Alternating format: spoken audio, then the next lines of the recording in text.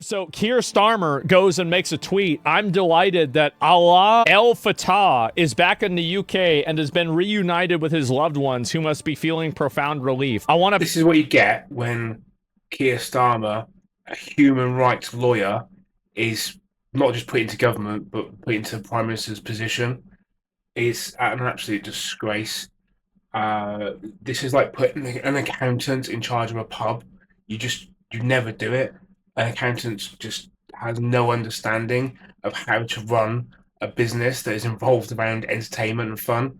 And it's the same for Keir Starmer, a human rights lawyer being put in charge of running a government, which is like the biggest business in the world.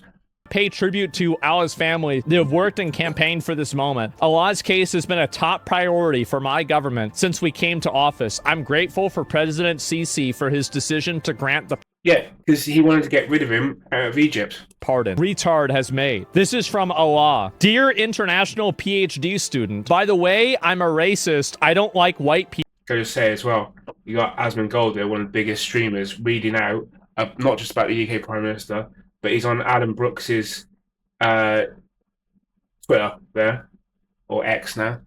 So he's seeing what's going on in the UK, and not just him, but others in America that are massive streamers are putting this information out, so it's all around the world. People so piss off. I fucking hate white people. A blight on the earth they are. Good thing they are stopping breeding. We need to kill more of them. Don't worry, where we are discussing we will take over your town and rape your women. Us terrorists tend to do that. The brilliant British dogs and monkeys think terrorists will reveal their plans on Twitter. This isn't exactly a hard search as well. This is just people on the internet have found this in like an hour or so. And our British government, who have got the whole intelligence department at their disposal, can't even find one of these posts in years. This is going back probably 15 years or something.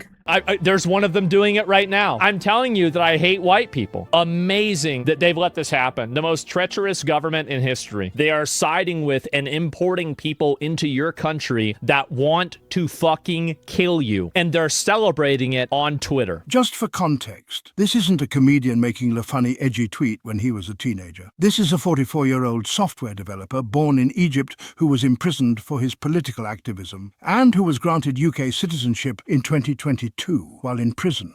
Yeah, just because his mother or something as well was got pregnant when she was doing a PhD in London, so she got British citizenship. So now he got British. This is the problem. You can't just give out British citizenship to everyone just because they have a baby over here.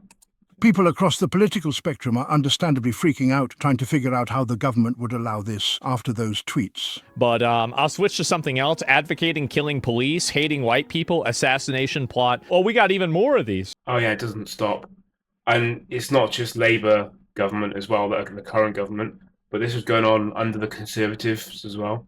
They should have pulled this up because Keir Starmer, when in opposition, mentioned this.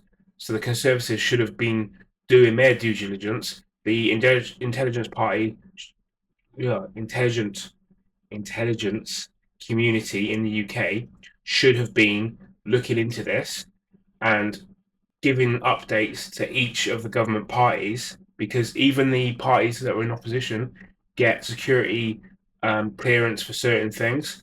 They should know all these things before they go up and start speaking about these people in Parliament and naming them and saying, oh, we need to support this British citizen.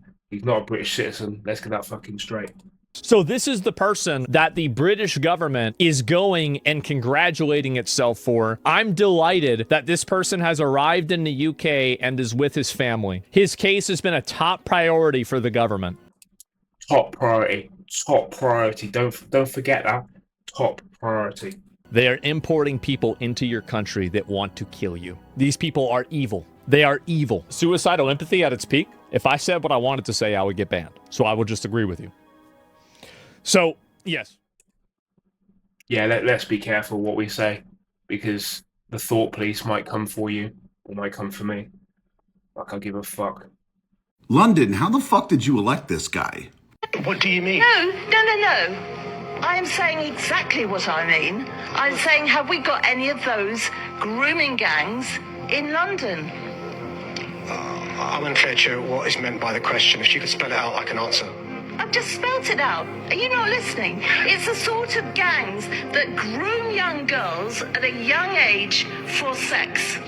Exactly how much clearer do you want me to be? What does she mean by that? You know full well what I mean by that. It's all over the television. You know exactly what I mean by that. These gangs of people that are grooming young girls for sex. Do we actually have those in London? Today we need to give a full answer. Can she be clear what she means by that? I'm not clear what she means. How much clearer do you want me to be? Look at the gangs that they've uncovered in other parts of the country. Do we have those gangs in London? It's a simple question. The answer is very simple. It's yes or no. I'm not asking you where those gangs are because the police might not want them to be disclosed. I'm asking you, do we have those sort of gangs in London? I'm not sure why she's so nervous to say what she means. That's who's in charge of your capital city. A man who can't answer a simple, basic question. Because she was super fucking clear about what she was asking. And I'm sorry, either he's intentionally acting like he can't understand it, or he's so fucking stupid. That's why he's not answering it though. Is because he's trying to get her, he's trying to make her out to be a racist. He's trying to get her to say, "Oh, Pakistani grooming gangs," and then he can go, "Oh, well, that's very racist. That's very racist." It's like, well, no, because most of the grooming gangs that we've seen in the other cities around the UK have been of Pakistani origin that are raping underage girls, drugging them. We've seen it now. We know about it. It's a fact. And now after as well, this is only a day old. This has been going on for a while now. We now know that there's cases in London. Police inspectors have come out and said, no, there are cases. There are cases that he knows about. And he's saying there, oh, no, it's not happening in London. It's not happening. It's not happening. No, we've got no cases. No, not happening. Yeah, it's fucking happening. It's fucking disgusting. He needs to be removed. He needs to be either put in prison or deported. Because we should not have him in this country, let alone representing our government in the capital city or capital city area of London. And also, he's in charge of the police as well. He's part of the police commission, whatever. So he's got his foot wedged in that fucking door. We need to get rid of him ASAP. But yeah, you've got the older millennial talking about the UK, and you've got Asmongold. You've got other people now around the UK, around the world, even talking about the UK and how bad it is. This is absolutely terrible for us. We need to sort out what's going on. People of the UK, you recognize that your country is already fucked, right? Like, there's nothing you can do to save it. Like, within a generation, the UK will fall. I mean, really, unless you're prepared to expel a few million people, you're already fucked. Because you guys have already let in 3 to 4 million Muslim refugees from the Middle East. And sure, in relative numbers, that's not a ton of people, but you have to think about the fact that Middle Eastern Muslims have an average of 5 to 6 kids per household. So in a generation, that 3 to 4 million translates to 7 to 9 million. Now, I know in your head, you're still thinking, well, we have a population of 70 million. I mean, that's only 10% of the population. And to that, I say, yes, you do have a 70 million person population. However, only about half of them are registered to vote. And at the end of the day, only about 30 million actually do. So now you're not taking 7 to 9 million people as part of a 70 million population. No, now you're taking 7 to 9 million people as part of 30 million voters. So instead of being 10% of your total population, in a generation, those refugees will represent roughly 30% of your voting base. And if you don't think that's going to lead to them electing people that they want to elect, you haven't been paying attention. Because right now, they hold a very, very tiny percentage of your population, yet they managed to get the leaders they want elected in your biggest cities, to include your capital city. So if they can do that on just the few million they have, what do you think your country's going to be like? Your country. What do you think the UK is going to be like in a generation? I'm sorry, people of the UK, but your country has already fallen. It's just going to take you about a generation to recognize it. There are the majority of people that feel this way but can't speak due to like employment and everything.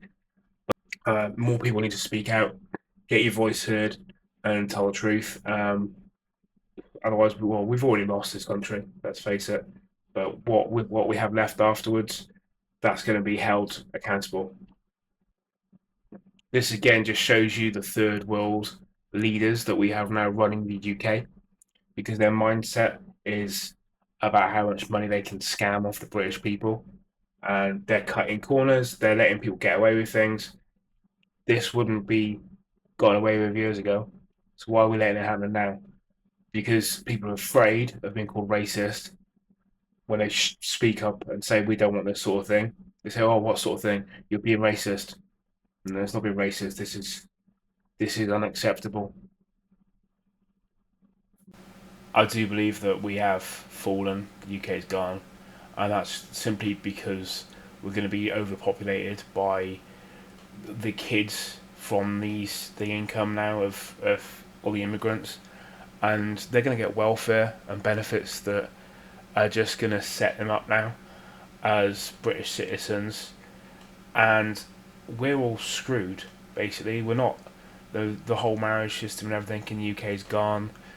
The whole of the UK is just a mess now, and you've got the government there that have just absolutely destroyed us from the inside.